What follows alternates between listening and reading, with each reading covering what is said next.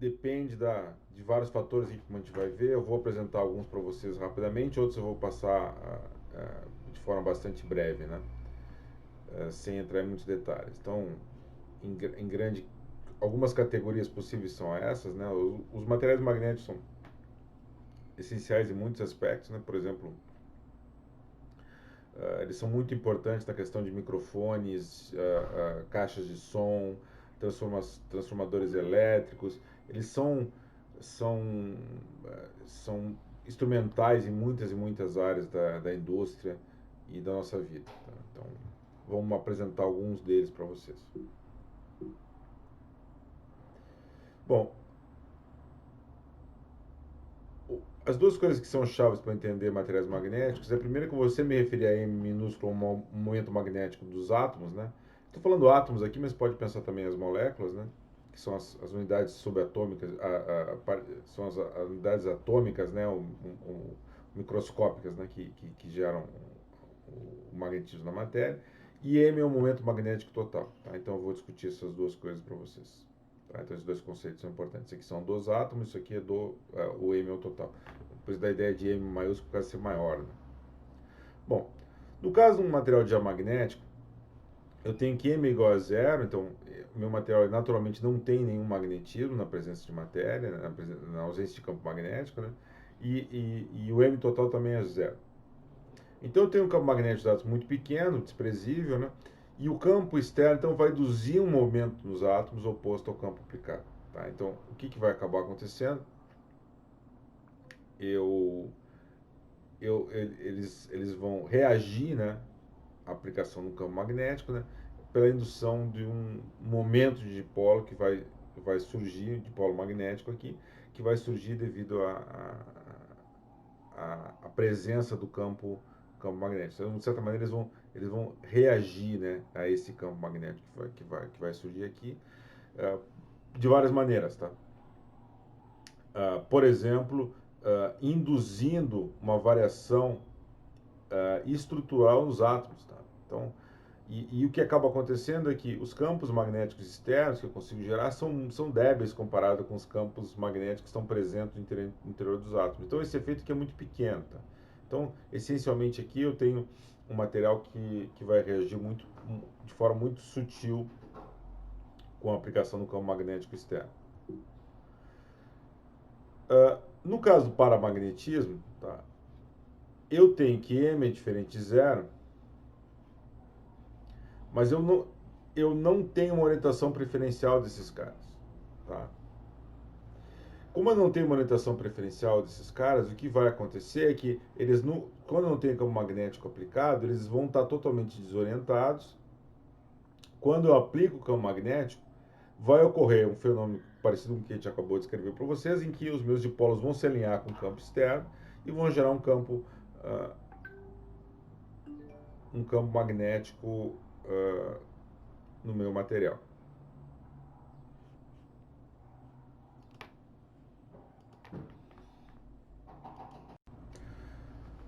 No caso do sistema paramagnético, eu tenho um momento de cada um dos átomos que é diferente de zero, mas eles interagem muito fracamente. E devido a flutuações térmicas, tipicamente, ou qualquer outro fenômeno, o momento magnético total é nulo, tá? Porque eu tenho essencialmente um sistema aleatório. Quando eu aplicar um campo magnético em cima desse material, ele vai se alinhar. Tá? E ao se alinhar, ele ele vai induzir uma magnetização que há no mesmo sentido do meu campo externo aplicado. Tá? Quando eu desligar o campo, o que vai acabar acontecendo é que eu vou ter um comportamento, eu vou basicamente fazer com que o meu M volte a zero, tá? E eu não tenha mais presença de magnetismo no material. Outro exemplo é o ferromagnetismo. Né? O ferromagnetismo, eu tenho uma situação um pouco diferente. Né? Primeiro que eu tenho um momento magnético diferente de zero, mas agora o meu momento magnético total também é diferente de zero. Por quê? Porque tem interação entre os meus átomos. E essa interação, como a gente desenhou antigamente, ela favorece o alinhamento desses momentos magnéticos, né, que tendem então a se alinhar na mesma direção do campo. E eu tenho uma propriedade importante que é a seguinte: se eu aplico, se o material não está magnetizado, se o M total dele é zero, eu aplico um campo, o que, que vai surgir? Eu vou induzir um campo magnético, e esse campo magnético ele vai permanecer mesmo após eu desligar o campo externo H. Tá? Então isso aí, por isso chama de ferromagnetismo, porque isso é uma coisa que acontece em vários materiais, mas essencialmente com o ferro, é um exemplo clássico disso, né? E é o exemplo mais bem conhecido de magnetismo, que são os ímãs, né? Que são usados como bússolas há muito tempo. Né? Então, é isso. Existe uma série de modelos para descrever esse tipo de sistema. Eu vou gastar algum tempo agora descrevendo o modelo mais famoso de todos, que é o modelo de Ising.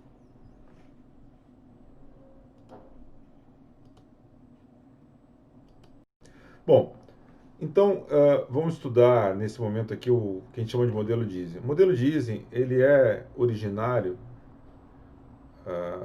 de um modelo mais complicado, que é o chamado modelo de Heisenberg. Tá? Esse Heisenberg é o mesmo da mecânica quântica, do princípio da incerteza de Heisenberg. Esse mesmo cara aqui, ele fez um modelo que estava baseado inicialmente com o fato que os meus dipolos, né, eles interagiam, né, numa rede quadrada, e a interação desses caras era basicamente dada por uma energia que era o somatório de SI multiplicado por SJ, e essa energia ela ocorria numa rede quadrada, tá certo? Então eu imaginava os meus átomos numa rede quadrada e eles interagiam então através dessas interações aqui, né? Aqui tinha um J aqui, antes que eu não esqueça. Esse aqui é um produto escalar, tá? Ficou meio ruinzinho aqui.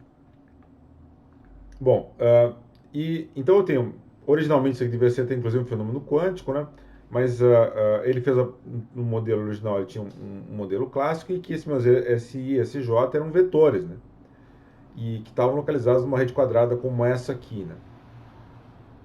Bom, o que que acontece? Haveria uma tendência de um acoplamento, dependendo do sinal de J aqui, positivo, tá? Então, quanto se J for negativo aqui, né?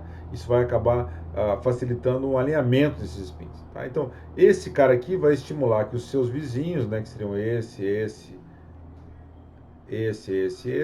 também se alinhem, tá? E só que esse modelo é muito complicado, tá? Ele é muito complicado, mesmo em duas dimensões ele é complicado, eu posso fazer ele em três, em várias dimensões na verdade. E aí o Ising então teve a ideia de simplificar esse modelo, né, consideravelmente, né, em que ele escreveu a mesma energia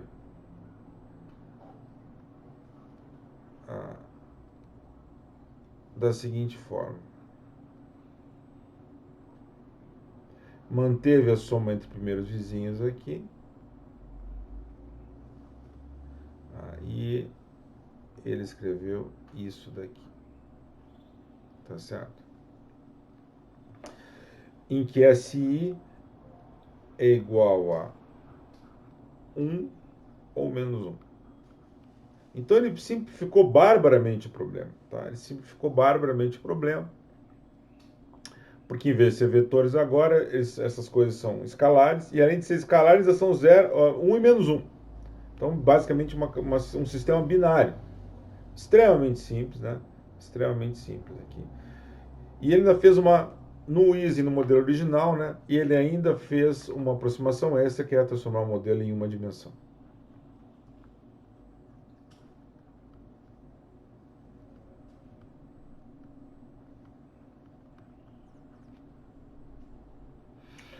Bom, em uma dimensão, por que ele estava interessado em estudar? Ele estava interessado em estudar uma transição de fase. Ele queria mostrar que, dependendo da temperatura, da competição que havia entre a temperatura e essa interação, eu poderia dependendo da temperatura, tem uma transição para um sistema que era ferromagnético para um sistema paramagnético, tá? Dependendo da temperatura que eu tenho. Ou seja, um sistema em que eu tinha um determinado elemento e que eu não teria.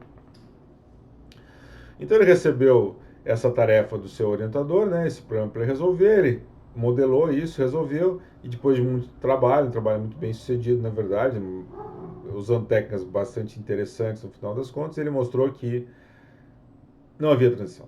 Tá? Então o modelo em uma dimensão, ele basicamente acabava com... Não havia nenhuma transição de fase nesse caso. Isso frustrou o Ising, né? Isso foi feito no período entre guerras, né? Aparentemente o Ising, ele não sei se provavelmente se desencantou com a coisa, mas ele abandonou a carreira de físico, né? Ele acabou trabalhando como docente em escolas e tal, e durante a guerra ficou isolado. E durante um período razoável, como sequência do seu trabalho, né? Esse modelo virou muito popular, né? E basicamente para um cara chamado Zager, né, que ele foi lá e conseguiu resolver esse modelo em duas dimensões, tá? Em duas dimensões. Tá?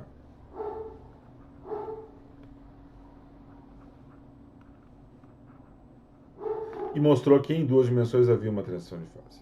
Tá? E esse modelo de transição de fase é um modelo muito importante até hoje, né? Porque é um exemplo padrão de estudo de transições de fase, né? Depois tem várias tentativas, aproximações para resolver esse problema em três dimensões, resolver esse problema na presença de um campo magnético externo, tem várias coisas. E é um modelo muito usado em simulação. Tá? Então é um modelo muito usado para fazer simulação computacional, para testar vários métodos aí de simulação. E ele é usado basicamente no contexto que a gente chama de simulações de Monte Carlo. Tá? As simulações de Monte Carlo, elas são chamadas assim porque elas usam números aleatórios, estão em homenagem aos cassinos de Monte Carlo, né? E tem um algoritmo chamado de algoritmo de Metrópolis, que, que aqui não nos cabe descrever isso, né? Porque é um pouco complicado, deveria falar um pouco de mecânica estatística para isso, né? Mas assim, é um algoritmo que é simulado para resolver o modelo de Ising, então tem zilhões e zilhões de horas de computador foram gastas para resolver o modelo, para simular o modelo de Ising em duas dimensões. Bom, esse modelo também foi estendido, né, para várias questões, para vários outros casos de interesse, porque essencialmente esse modelo ele permite que a gente simule alguns fenômenos de outra natureza. Por exemplo, eu posso usar um modelo parecido com esse, muito simplificado, para estudar uma transição de fase líquido-gás, por exemplo. Eu posso simular, tem várias simulações isso aqui, em formação de redes de opinião, por exemplo. Tá? Modelos epidemiológicos. Várias coisas foram usadas, esse mesmo arsenal aqui para usar isso, essa supersimplificação. Bom, a história engraçada é que o Ising, logo na sequência, logo depois da Segunda Guerra Mundial, ele foi visitar os Estados Unidos, né? Ele tinha parentes nos Estados Unidos, acho que ele morava na Europa. E ele chegou nos Estados Unidos e viu que tinha uma conferência de física, né? E ele disse, que interessante, uma conferência de física, né? E a conferência de física era dedicada ao modelo de Ising. E ele, olha que engraçado, um parente meu que fez um modelo relevante. E ele foi na conferência e descobriu que o Ising era ele, né? Então, assim, ele meio que tinha abandonado a ciência porque achou que o resultado dele tinha sido negativo, né? Não tinha sido relevante. E no final foi um resultado extremamente relevante, importante, né? E até hoje é estudado, acho que várias décadas mais tarde. Bom,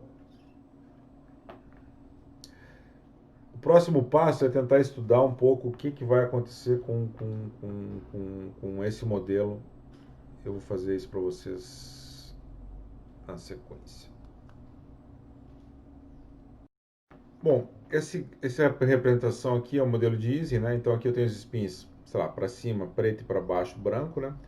E aí a gente vê a evolução temporal desse modelo. Então ele começa num estado totalmente aleatório e começam a se formar esses domínios aqui, tá? Então são essas regiões aqui onde eu tenho a preponderância de um determinado tipo de orientação. Tá? Esses domínios são característicos, tá? Então o que acaba acontecendo é que é meio que inevitável a formação desses grupos isolados e é muito difícil um grupo sobrepor o outro sem a existência de um agente externo, tá? Então isso acaba não acontecendo. Esses domínios são permanentes, tá? Então isso também é observado na prática quando eu produzo materiais ferromagnéticos também. Se eu não tiver uma presença de um campo magnético externo, eu vou acabar formando domínios e o meu material como um todo vai continuar sendo paramagnético, não ferromagnético. Tá? Para garantir que ele seja ferromagnético, eu tenho que